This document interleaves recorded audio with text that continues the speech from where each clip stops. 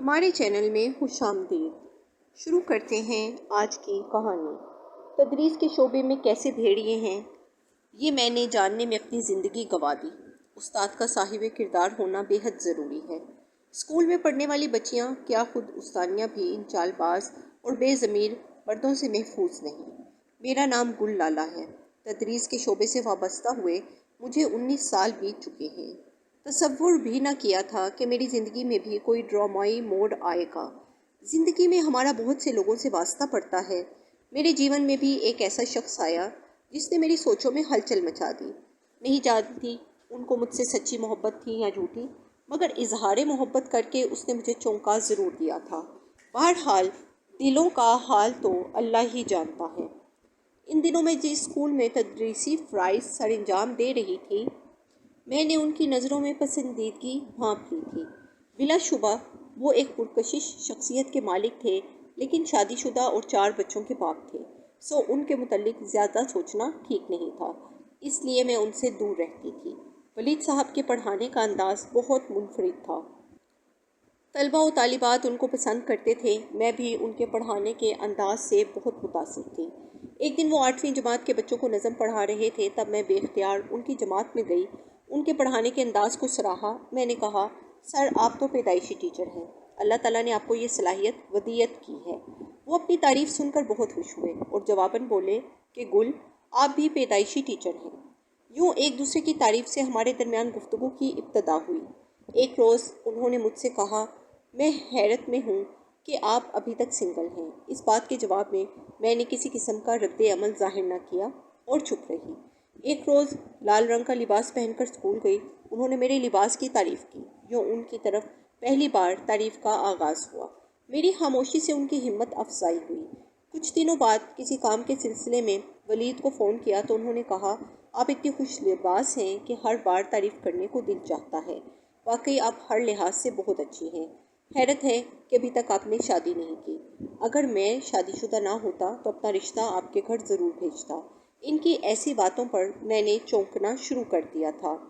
بہرحال بعد میں انہوں نے معذرت کر لی۔ ایک دن اور انہوں نے مجھ سے کہا کہ بڑی عمر والے مرد سے شادی مت کیجیے گا اور نہ ہی کسی بچوں والے سے۔ آخر ان مفید مشوروں کا کیا مطلب تھا؟ میں جس جماعت کی کلاس ٹیچر تھی، اس میں ایک لڑکی ندا پڑھتی تھی۔ میں نے یہ بات نوٹ کی کہ یہ لڑکی سر ولید میں غیر معمولی دلچسپی لیتی ہے۔ یہ لڑکی روز ہی چھٹی سے ذرا پہلے کسی نہ کسی کام کے بہانے ان کے پاس جاتی، کبھی کاپی چیک کروانے کے بہانے، کبھی کسی اور بہانے۔ کئی دنوں تک میں یہ بات نوٹ کرتی رہی، کیونکہ میری چھٹی حس کہہ رہی تھی کہ دال میں کچھ کالا ضرور ہے۔ ندا کو دبے لفظوں میں سمجھانے کی کوشش کی، لیکن میری بدقسمتی کہ وہ لڑکی الٹا میری دشمن بن گئی۔ وہ ولید صاحب کے پاس گئی، ان کے سامنے خوب روئی اور کہا کہ مس گل مجھ پر شک کرتی ہیں، جبکہ میں تو آپ کو استاد سمجھ کر آپ سے بات کرتی ہوں۔ کل میں اپنے ابو کو اسکول لے کر آؤں گی تاکہ وہ معاملہ خود سنبھال لیں۔ ندا کی بات سن کر سر ولید پریشان ہو گئے۔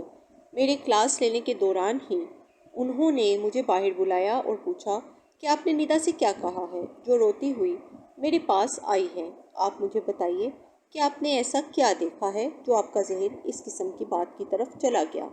ہمارے درمیان ایسی کوئی بات نہیں ہے جو آپ نے ندا کو تنبیہ کی ہے۔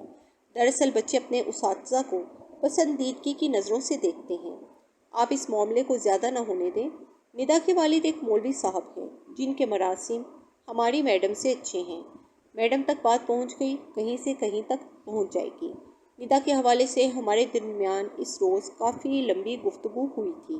میرے پاس چونکہ سر ولید کا نمبر تھا، میں نے رات کو ان کو ٹیکسٹ کیا اور ندا سے محتاط رہنے کو کہا، جس پر انہوں نے جواب دیا کہ میں ندا کو اپنی بیٹی سمجھتا ہوں، آپ کو غلط فہمی ہوئی ہے۔ مجھے ان کی بات سے لگا کہ وہ ناراض ہو گئی ہیں، تو میں نے ان کو میسج کیا، سر کیا آپ مجھ سے ناراض ہیں؟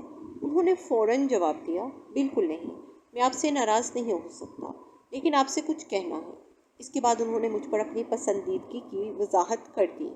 کہا کہ میں آپ سے محبت کرتا ہوں، آپ ایک اچھی معلمہ ہیں، آپ تعلیم یافتہ ہیں۔ انہوں نے میری خوب تعریفیں کی، تو میں نے ان کو کہا کہ آپ نے تو میری تعریف میں زمین و آسمان کے کلابے ملا دیے ہیں، میں اتنی تعریف کے قابل نہیں۔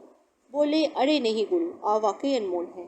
جب آپ پن سنور کر باہر نکلتی ہیں تو بہت خوبصورت لگتی ہیں۔ مجھے اچھا لگتا ہے، جی چاہتا ہے آپ کی تعریف کروں، لیکن موقع نہیں ملتا۔ سر میں تو اپنے لیے سنورتی ہوں، دوسروں کو متاثر کرنے کے لیے نہیں۔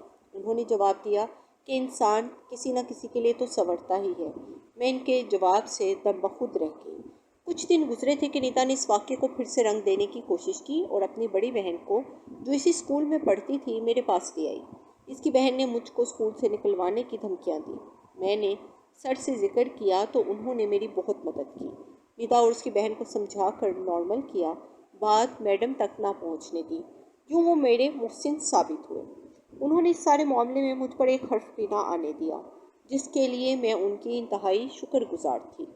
اگر بات میڈم تک جاتی تو غالباً مجھ کو مشکل اٹھانی پڑتی یا پھر ہزیمت کا سامنا کرنا پڑتا، جس کو میں برداشت نہ کر پاتی۔